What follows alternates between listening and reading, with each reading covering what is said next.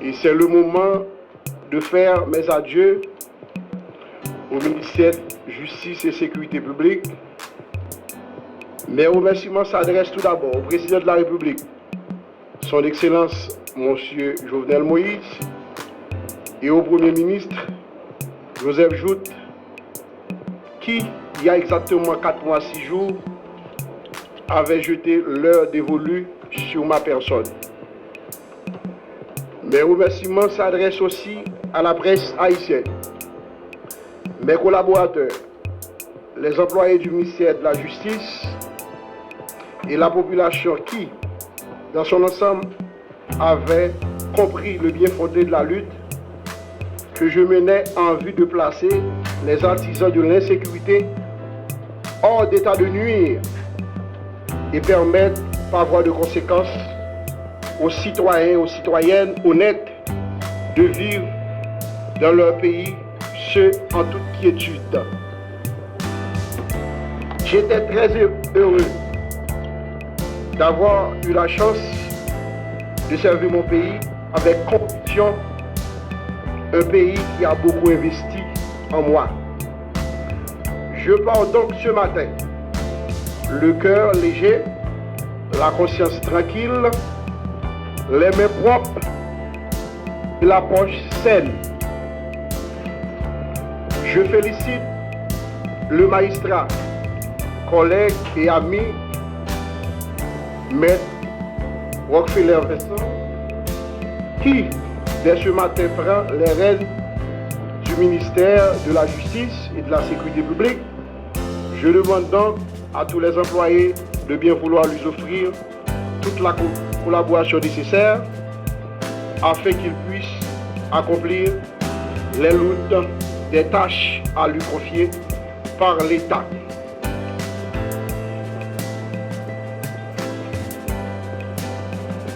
Comme je le faisais dans un passé récent, je reprendrai ma toge d'avocat pour continuer à assurer la défense et de l'orphelin, tout en restant bien sûr la réserve de la vie. Ce changement de titulaire s'inscrit dans le cadre du renforcement de l'état de droit, de la stabilisation du pays et de la reddition de comptes pour une administration de la justice et de la sécurité publique plus efficace et plus efficiente.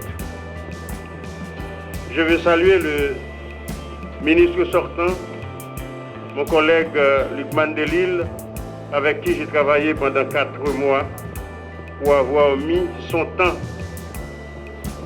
ses compétences et son recul au service de la nation. Merci beaucoup, collègues. Pour avoir occupé la fonction de directeur de l'unité de lutte contre la corruption et d'autres postes dans le système judiciaire, permettez de vous dire que je vais voir la solide résultat rapide. Plus de temps pour les grands discours non suivis des faits. Pendant que la population est impatiente de un peu de stabilité et de paix dans ce pays. Tout le monde a peur. Il est venu le temps pour que la peur mon collègue de Lille. Au-delà des feuilles de route qui a été assignée à votre ministère, je veux que dès aujourd'hui, vous vous penchez sur les principaux dossiers suivants. Présentez un rapport, je dis, un rapport sur le cas de la famille Benoît et adresser les problèmes fonciers en général. Vous devez travailler avec le ministère des Haïtiens pour que la diaspora haïtienne cesse d'être vue spoliateur afin qu'elle continue à investir dans son pays. a adressé le problème de la détention préventive prolongée,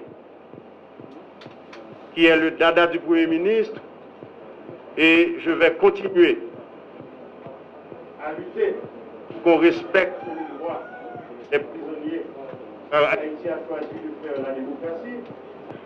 Avec l'approbation du président de la République, son Excellence, M. Jovenel Moïse, à qui j'adresse mes mots de remerciement sincère et de gratitude profonde pour sa confiance placée en ma personne, je reçois avec humilité et détermination par cette installation les sceaux de la République d'Haïti.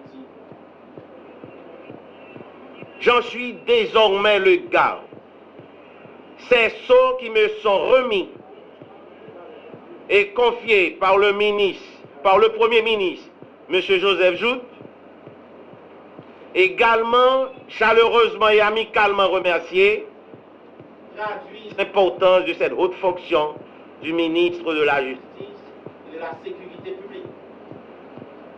Une fonction drapée de noblesse, de majesté, qui doit être considérée et comprise constamment à cette dimension qui est la sienne. Cette tâche aussi prestigieuse que lourde rentre dans la ligne de carrière que je me suis fixée depuis que j'ai intégré l'appareil judiciaire de mon pays à l'âge de 21 ans, comme greffier au tribunal civil du Cap-Haïtien. Cette première responsabilité citoyenne m'a conduit à la tête de ce grand ministère régalien, en passant successivement par les fonctions de doyen du tribunal de première instance de Fort-Liberté, de commissaire du gouvernement près le TPI du Cap-Haïtien, de substitut du commissaire du gouvernement près la cour d'appel du Cap-Haïtien, de commissaire du gouvernement près la cour d'appel de Port-au-Prince et de directeur général de l'unité de lutte contre la corruption ULCC. Ce modeste parcours qui a occupé toute ma vie témoigne de mon attachement, de mon affection et de mon allégeance à la justice de mon pays.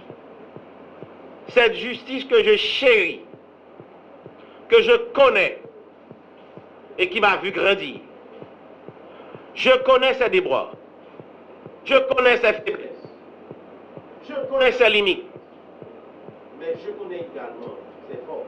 À un moment particulier de la vie de la nation, où les fondements existentiels de la République se trouvent fissurés et gravement menacés, et où l'inquiétude, la peur et l'incertitude prennent d'assaut la paix de la cité par cette vague chronique, trop souvent planifiée et orientée, je prends charge du ministère de la Justice et de la Sécurité publique avec la ferme résolution de servir mon pays, avec cet engouement pressant de contribuer et surtout avec ce sens du devoir civique qui doit caractériser tout citoyen authentique.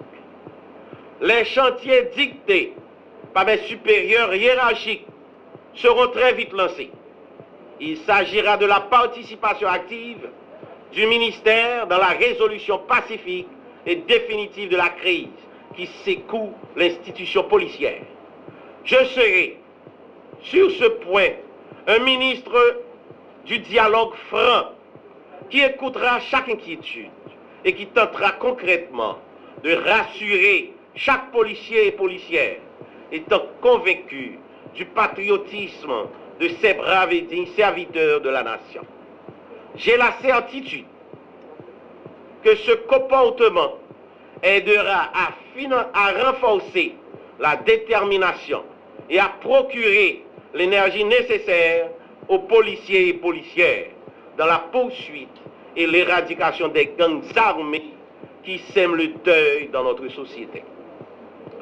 En deuxième lieu, la problématique de l'insécurité foncière qui, à ce rythme d'évolution, peut aboutir à une situation regrettable de vengeance privée, sera abordée avec diligence. Des assises nationales sur le cadastre seront convoqués dans la perspective de solutions durables. Par contre, pour gérer le conjoncturel et l'urgent, il s'avère nécessaire de renforcer la compétence du parquet dans la délivrance de l'exéquatur et de veiller au grain, à ce que chaque décision de justice sur cette matière ait bénéficié d'un traitement procédural approprié, sans fourberie, sans tromperie, sans souffler acte. En troisième lieu, il s'avère tout aussi urgent d'entreprendre une autre approche sur la question des droits de l'homme en Haïti, en vue de respecter nos obligations conventionnelles. Sur ce point, un signal retentissant sera donné dans la question cruciale de la détention préventive prolongée. J'instruis dès aujourd'hui tous les commissaires du gouvernement, en particulier celui de la juridiction de Port-au-Prince, de créer urgemment une unité contre la détention préventive prolongée qui se chargera de traiter exclusivement de ce problème qui porte atteinte à la liberté individuelle et à la dignité humaine.